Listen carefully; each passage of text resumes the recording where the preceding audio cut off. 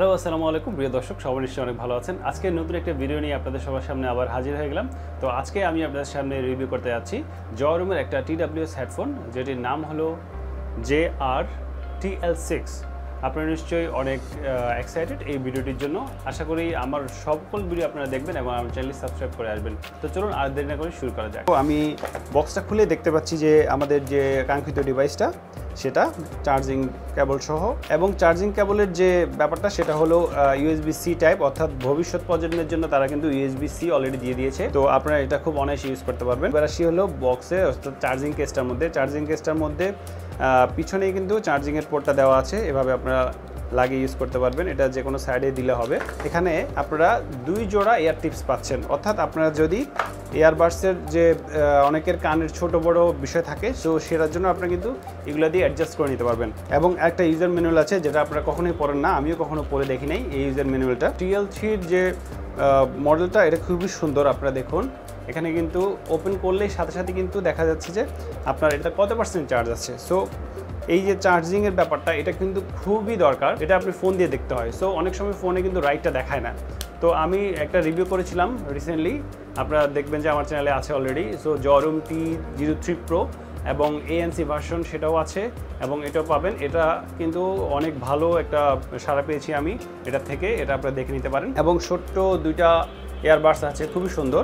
এবং এগুলো কিন্তু অ্যাপলের যে এয়ারবাডস আছে সেগুলোর মতোই, এগুলা কানে খুব সুন্দরভাবে ফিটিংস হয়। চার্জিং কেসের মধ্যে আপনারা কিন্তু খুবই সুন্দরভাবে আরেকটা জিনিস লক্ষ্য করবেন যে এটা কিন্তু একটু ম্যাগনেটিক একটা ব্যাপার আছে এখানে।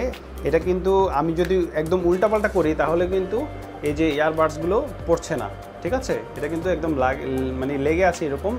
এবং এগুলো এখানে চার্জিংয়ের পিন দেখতে পাচ্ছেন আপনারা, লেফট রাইট ইন্ডিকেট করা আছে এবং এখানে সুন্দর করে আপনার ডায়ালটা করা আছে, খুবই সুন্দর। এবং পিছনে আপনারা দেখতে পাবেন যে এখানে লেখা আছে যে মডেল নাম্বার JR-TL3 এবং ইনপুট ভোল্ট 5 ভোল্টের চার্জ তারা নেয়।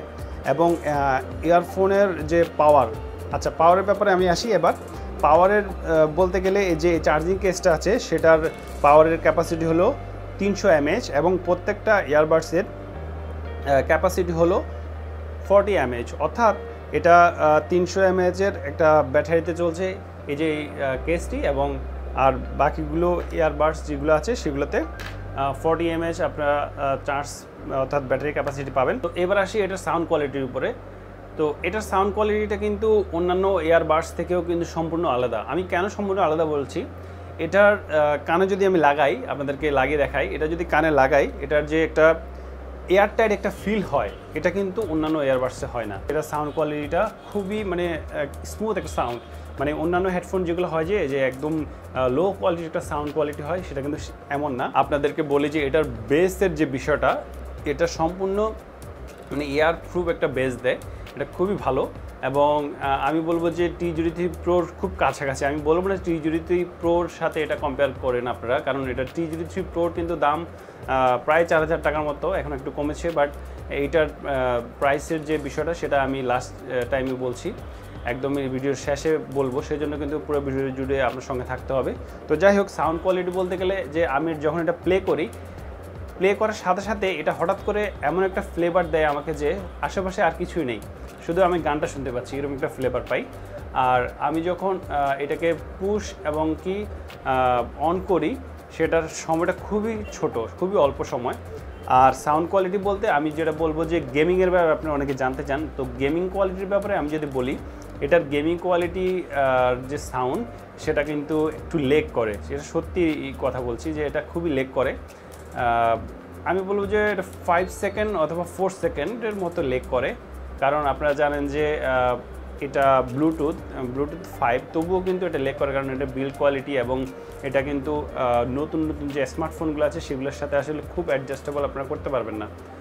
আমি শুধুমাত্র বলছি যে এটা গানের জন্য রিকমেন্ডেড, শুধুমাত্র যারা গান শুনতে ভালোবাসেন, যারা কথা বলতে চান এটা দিয়ে, তারা কিন্তু এটা ইউজ করতে পারেন, not recommend for the gaming. তো সাউন্ড কোয়ালিটি আপনারা যারা শুনতে চান, আমি আপনাদেরকে শোনাতে চাই একটু।